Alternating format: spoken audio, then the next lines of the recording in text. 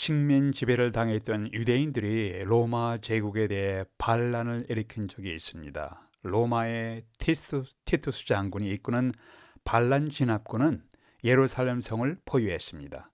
끈질기게 저항하는 유대인들에 대해 돌 하나도 돌 위에 남기지 아니하고 잔인하며 처절하게 예루살렘 성을 파괴했습니다. 현재 예루살렘을 방문하면 지금도 현재까지 그 처참한 흔적이 남아 있습니다. 이것이 주후 70년에 일어난 역사적인 사건입니다. 부정부패하고 위선자로 가득 찬 유대교 지도자들에게 회개하지 아니하면 예루살렘 성이 처절하게 무너질 것을 약 40년 전에 이미 예수께서 눈물을 흘리시면서 안타까워하시면서 예언을 하셨습니다. 주님의 예언대로 죄악이 가득한 예루살렘 성의 심판받아 무너진 것 같이 주님께서 약속하신 대로 주님은 다시 오셔서 죄악이 가득한 세상을 무너뜨리시고 새 하늘과 새 땅을 세우실 것입니다. 주님이 재림하기 전에 징조들을 여인이 아기를 낳기 전에 해산의 진통에 비유하셨습니다.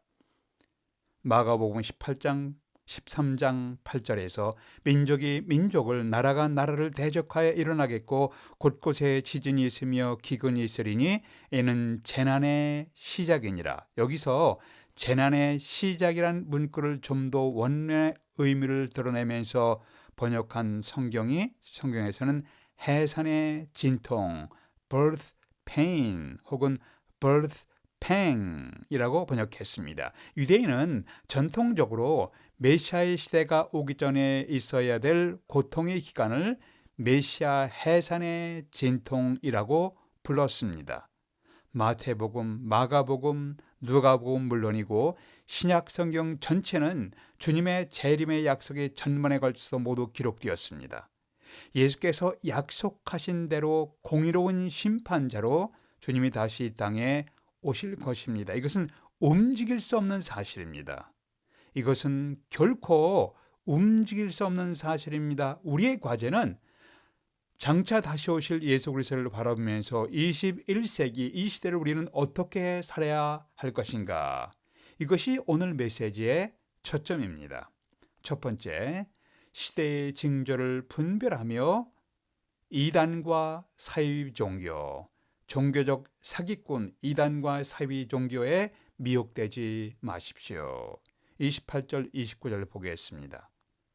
무화과 나무의 비유를 배우라. 그 가지가 연하해지고 잎사귀를 내면 여름이 가까운 줄 아나니 이와 같이 너희가 이런 일이 일어나는 것을 보거든 인자가 예수 그리스도께서 가까이 곧 문 앞에 이런 줄 알라. 여기서 이런 일이 일어나는 것을 보거든이라 하심은 재림의 징조들을 의미하고 있습니다. 현재 세상에서는 태풍, 하리케인, 지진과 홍수, 기근의 자연재해들을 보셨을 것이고 전쟁으로 인한 처참한 비극의 장면도 여러분 이미 우리는 보고 있습니다. 이러한 자연재해와 함께 주님은 영적인 징조들을 강조하며 예언하셨습니다. 13장 시작 부분에서 세상 끝과 주님의 재림 전에 무슨 징조가 있을 것입니까? 이런 제자들의 질문에 주님은 제일 먼저 언급하는 것이 영적인 미혹의 사건이에요.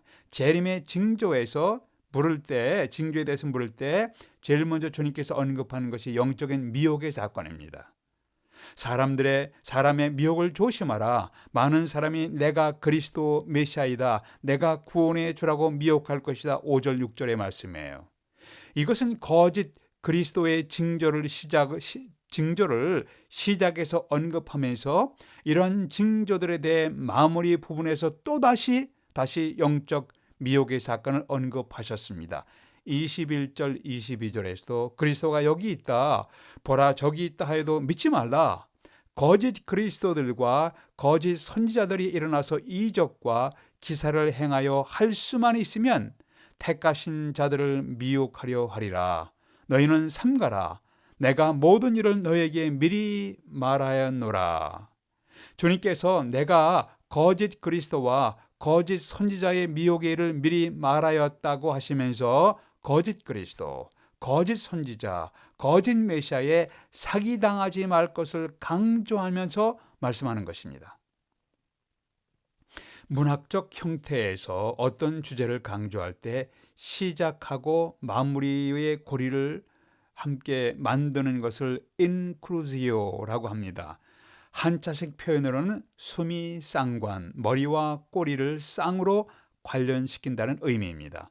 성경에도 이런 문학적 형태가 나오는데 어떤 주제를 강조하기 위한 것입니다.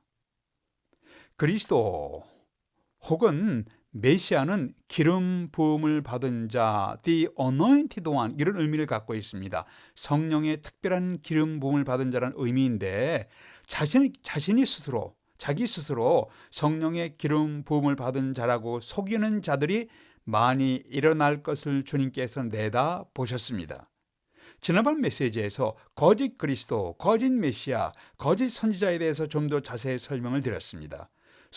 자기 스스로 자신을 성령의 기름 부음을 받은 자, 새로운 메시아다, 새로운 선지자다, 새로운 그리스도의 권위를 받은 자라고 주장하는 이단들과 사이비 교주들, 거짓 선지자들이 일어날 것인데 이들에게 속지 마십시오. 종교적인 사기꾼들입니다. 이러한 종교적 사기꾼들에 속지 않기 위해서 우리는 우선적으로 성경에 계시된 하나님의 진리를 올바로 알아야 합니다. 진짜 하나님의 진리를, 성경에 계시된 하나님의 진리를 올바로 알아야 가짜를 분별할 수가 있습니다. 조지 밀러는 이런 말씀을 하셨습니다. 우리의 영적 생활의 활기는 우리의 생각이나 생활이 성경에 사로잡혀 있는 정도의 정비례할 것이라고 하셨습니다. 영적 사기꾼들, 이단과 사이비 종교인들, 종교 교주들, 이들이 일어나는 흐름 속에서 성경에 계시된 진리에 우리의 믿음의 뿌리를 깊이 내릴 수 있도록 기도하십시다. 장차 다시 오실 예수 그리스도를 바라보면서 21세기 이 시대를 우리는 어떻게 살아야 할 것인가? 첫 번째는 시대의 징조를 분별하면서 이단과 사이비 종교의 교주, 즉 종교적 사기꾼에 미혹되지 마십시오. 두 번째는 조급해하지 마시고 주어진 삶에 성실하게 살아가십시오. 바람이 불고 천둥 번개가 치면 큰 비가 내릴 것을 예상하고 큰 비에 대비해야 마땅합니다. 우리는 13장 전반부에서 나타난 마지막 때의 징조들을 우리 시대에 우리의 눈으로 보았습니다. 우리의 귀로 듣고 직접 경험도 하고 있습니다. 성경이 말씀하신 여러 징조들을 보았다면 마땅히 준비해야 하는데, 그러면 주님께서 오시는 때가 언제인가요? 13장 32절을 보세요. 그날과 그때는 아무도 모르나니 하늘에 있는 천사들도 아들도 모르고 아버지만 아시느니라. 여기서 분명히 주님이 다시 오실 정확한 시간을 설정하는 것을, 그런 데에 대한 내용을 비밀이라고 하셨습니다. 우리는 주님이 재림하셔서 인류 역사를 정리하실 시간을 정확히 알 수가 없습니다. 심지어 하늘에 있는 천사들도 모르게 하셨습니다. 육신을 입고 오신 예수 그리스도는 그 시간을 비밀이라고 하셨는데, 이것은 하늘 아버지께 그 시기를 전적으로 위임하신다는 의미예요. 복음서에 보시면은 하늘 아버지께, 예수 그리스도께서 하늘 아버지께 전적으로 위임하신다는 모습을 여러 번 반복해서 나오는 것을 볼 수가 있습니다. 왜 그 마지막 때를 비밀로 하셨습니까? 그 이유를 13장 34절, 37절에서 이렇게 설명합니다. 가령 사람이 집을 떠나 타국으로 갈 때 그 종들에게 권한을 주어서 각각 사물을 맡기며 문지기에게 깨어있으라 명함과 같으니, 그러므로 깨어있으라.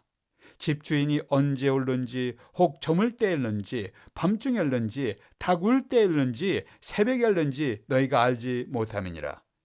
그가 호련히 와서 너희 자는 것을 보지 않도록 하라. 깨어있으라. 내가 너희에게 하는 이 말이 모든 사람에게 하는 말이니라 하시니라. 한 주인이 먼 곳으로 떠나면서 종들에게 집을 맡겼습니다. 살림도 맡겼습니다. 사업도 맡겼습니다. 그러면서 깨어있으라. 내가 반드시 돌아와서 확인하고 결산할 것이니라 라고 말씀했습니다. 주인이 언제 올지 모릅니다. 아무도 모릅니다. 그러나 반드시 주인은 오신다고 말씀하셨습니다. 주인이 와서 주인께서 왜 깨어있으라 언제 오는지 너희가 알지 못함이라고 말하셨을까요? 자신이 언제 올 것이라고 알리면 평상시에 종들이 열심히 성실하게 일하지 않고 있다가 주인이 오는 시기 바로 직전에 열심히 일하면 될 것이라고 생각하셨을 겁니다. 인간들의 게으름과 나태함을 아시는 주님은 자신이 언제 오실 날을 비밀로 하셨습니다. 오늘이 바로 그날이라는 심정으로 평상시 우리가 성실하게 건면하게 살아가도록 하기 위함입니다. 주님은 오늘 밤에 오실 수도 있고 내일에 오실 수도 있습니다. 평상시에 준비된 삶으로 살아가면 되는 것입니다. 그러므로 예수 그리스도의 재림을 준비하는 삶이란 이 땅의 책임과 생활을 접고 산속에 들어가서 혼자 조용히 살아가는 것을 의미하지 않습니다. 그게 좋은 모습이 아니에요. 재림을 잘 준비하는 삶이란 주님이 오늘 오실 수도 있다는 생각을 하시면서 오늘도 하나님 앞에 오시는 그리스도 앞에 부끄럽지 않게 살기 위해서 개인의 삶을 단정히 하며 살아가는 삶입니다. 언제 주님 앞에 서든지 가정과 직장과 사업에서의 삶을 성실하게 살아가는 모습입니다. 어느 순간 주님이 나를 부르셔도 부끄럽지 않도록 평상시에 신실하게 살아가는 모습입니다. 학생들은 학업에 충실하십시오. 주부들은 가정생활에 신실하십시오. 직장인들은 주어진 직장인 생활에 근면하게 일하십시오. 사업가들은 사업에 성실하게 임하십시오. 교회 일꾼들은 교회에서 맡겨진 사역에 신실하게 감당하십시오. 하나님께서 허락하신 현재의 삶에 대해서 불평하며 불만에 찬 모습으로 주님 앞에 서실 것인가요? 주님이 오늘 다시 오신다면 여러분은 어떤 모습으로 주님 앞에 서기를 원하십니까? 주어진 삶에 감사하며 성실하게 살아가는 모습입니까? 아니면 주어진 삶에 불평하며 불만을 토로하며 부정적이며 비관적으로 살아가는 모습으로 하나님 앞에 나타나실 예정이신가요? 주님의 다시 오심을 바라보며 살아가는 지혜로운 삶이란 영적으로 경건하게 사는 것이며 도덕적으로 윤리적으로 단정하게 살아가는 성실한 삶의 모습입니다. 이것은 하루하루의 삶을 진실하게 결산하는 마음으로 살아가는 삶입니다. 이것이 바로 깨어있는 삶의 모습이에요. 로마의 어떤 지혜로운 왕은 신하들이 자신을 문안할 때 이렇게 인사라고 했답니다. 폐하, 죽음이 있음을 기억하십시오 라고 인사하라고 했답니다. 언젠가 나의 생명이 끝난 날이 있음을 기억하면서 오늘 하루의 삶을 후회함이 없이 진실하게 살아가도록 하는 삶입니다. 얼마 전에 작고하셨는데 빌그람 목사님과 평생을 함께 하신 사역하신 분들이 있습니다. 빌그람 목사님께서 또 이제 인간이시기 때문에 살다 보시면 어려운 일도 당하시고 당황할 만한 사건도 경험하시게 되는데 그레함 목사님이 이런 일을 당해도 별로 당황해하거나 흔들리지 아니하고 일관성 있게 침착한 모습을 유지하셨다고 합니다. 여러 상황에서도 이렇게 내적인 편안을 유지하는 모습이 매우 인상적이었던 것 같습니다. 그래서 몇 사람들이 빌그람 목사님에게 이런 질문을 드렸다고 합니다. 목사님, 여러 가지 어렵고 당황할 만한 사건 속에서도 크게 흔들림이 없이 마음의 고요함을 간직할 수 있었던 비결이 무엇입니까? 그 비결을 좀 말씀해 주실 수가 있겠습니까? 이때 빌그람 목사님께서 다음과 같이 대답하셨다고 전해지고 있습니다. 내가 삶의 모든 곤란한 환경 속에서도 상황 속에서도 마음의 평안과 균형을 간직할 수 있었던 비밀이 있다면 그것은 내가 성경의 마지막 장을 믿고 있기 때문입니다. 그게 무슨 말입니까? 무슨 의미입니까? 라고 질문하니까 성경의 마지막 장은 우리의 인생의 마지막 이야기입니다. 새 하늘과 새 땅의 비전을 보여주고 있습니다. 우리 삶의 종착역은 새 하늘과 새 땅입니다. 이 세상에서 살아가는 동안에 그 많은 사건과 고난을 겪으면서 나를 훈련시키신 하나님은 어느 날 마침내 나를 영광스러운 새 하늘과 새 땅에 도달하게 하실 것입니다. 그것이 우리 삶의 마지막 귀향지라는 사실을 알았을 때 우리는 그 중간 과정에서 당하는 역경과 고통 때문에 때로는 실망하거나 때로는 좌절하거나 때로는 자포자기할 때도 있지만 꼭 그렇게 할 필요가 없게 되는 것입니다. 이게 빌그람 목사님의 대답이셨다고 합니다. 주님께서 여러분과 저에게 생업을 위해서 우리에게 어떤 일을 맡겨주셨다면 그 일을 하는 것으로 주님의 뜻을 이루어가는 삶, 섬기는 삶이 되는 것입니다. 주님께서 우리에게 기대하시는 삶이란 어떤 모습인가요? 언제 주님이 나를 부르셔도 주님 앞에 나아가는 어느 순간이든지 나의 삶이 부끄럽지 않도록 성실하게, 근면하게, 책임있게 살아가는 삶입니다. 기도하시겠습니다. 아버지 하나님, 저희들은 각종 이단과 사이비 종교가 교주들이 사람들을 미혹하는 시대에 살아가고 있습니다. 성경에 계시된 주님의 진리를 바로 알고 분별하며 살아가게 될 수 있도록 저희들의 발걸음을 인도해 주시옵소서. 성경을 통해서 우리에게 계시된 주님의 진리, 복음의 진리에 우리의 믿음의 뿌리가 깊이 박힐 수 있도록 하나님 축복해 주시옵소서. 우리 주 예수 그리스도의 이름으로 기도하옵나이다. 아멘.